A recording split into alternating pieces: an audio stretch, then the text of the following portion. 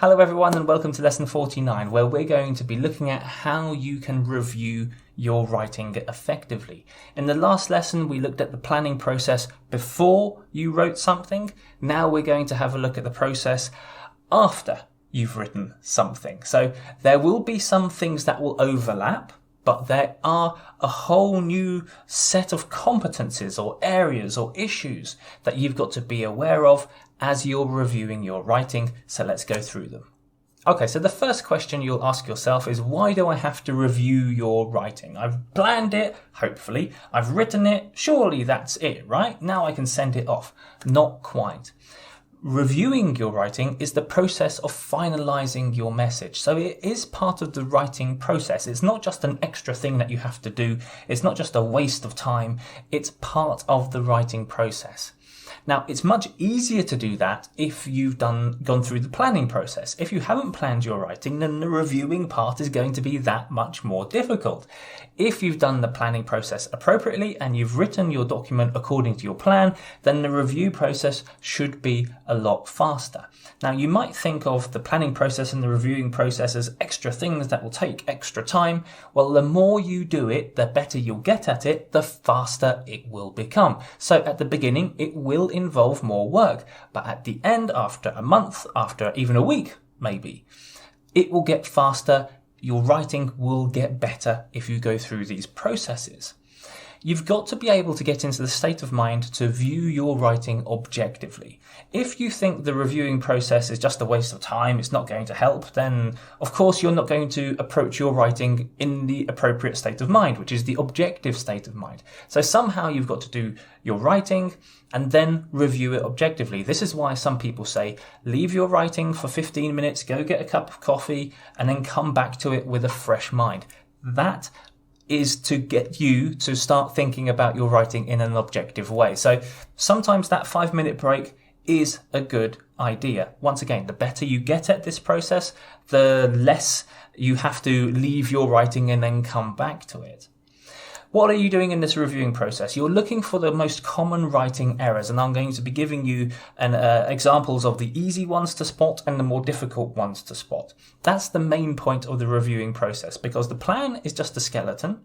The writing is the first time you've written it down, okay? Now, in the review process, we're going to see how well we've written that down, and we're going to try and spot those bad habits, those bad writing errors, and then try to correct them.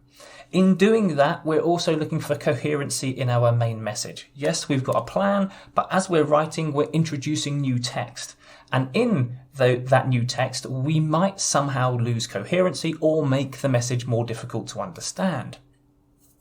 Also in the review process, we'll be asking ourselves, how can we display the message or our data in a better way? How can we use white space? Should we use headers? Should we use subheaders? Should we use better paragraph structures? Should we think about tables or charts or bullet points? This is also part of the review process.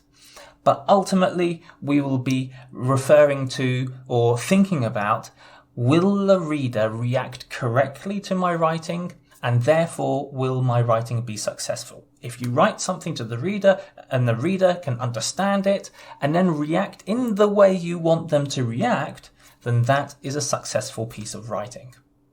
Okay guys, so if you're supporting me on Patreon, thank you very much for your support. Below this video on Patreon, you'll find a link to download the guide that I'll talk about at the end of this video.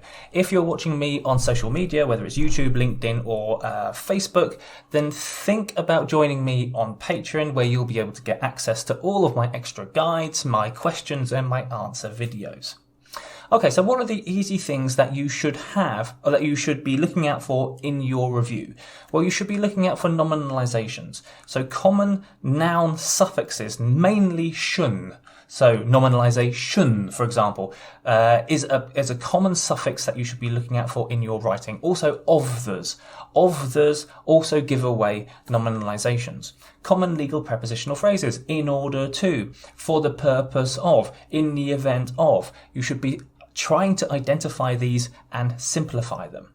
Of course, you should be trying to identify legalese in your writing, herein, therein, above, whatever legalese you are using.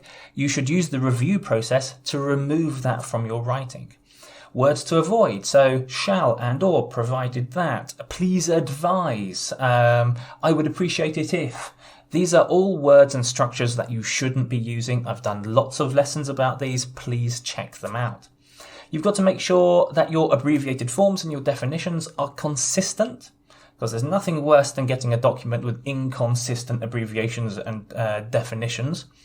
And also make sure you've run a spell check, or if it's appropriate to do so, because of confidentiality issues or sensitivity issues as regards to the data that you're writing, whether you can use Grammarly, and review the suggestions that Grammarly gives you.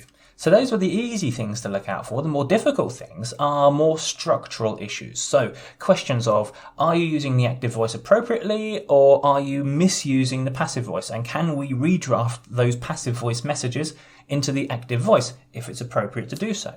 We're looking for message coherency in difficult messages. So long sentences, for example, or long paragraphs. Can we break those down somehow in the review process to make it easier for the reader to read those? We'll be looking for structural mistakes such as modifier issues or unclear antecedents. I've done lessons on these as well. Please go and check them out. We'll be reviewing our plan to see if the structure is still in place, whether there's a beginning, a middle, and a functional end. A functional end is an end that's got a clear call to action or a clear summary of why we are writing. We're going to look in the review process whether we've used emphasis correctly. So the main thing here is our message in the middle of a sentence?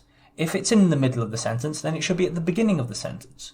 If there are any powerful words that should be at the end of the sentence or at the end of the paragraph, but they're not, then we need to put them at the end of the sentence or at the end of the paragraph.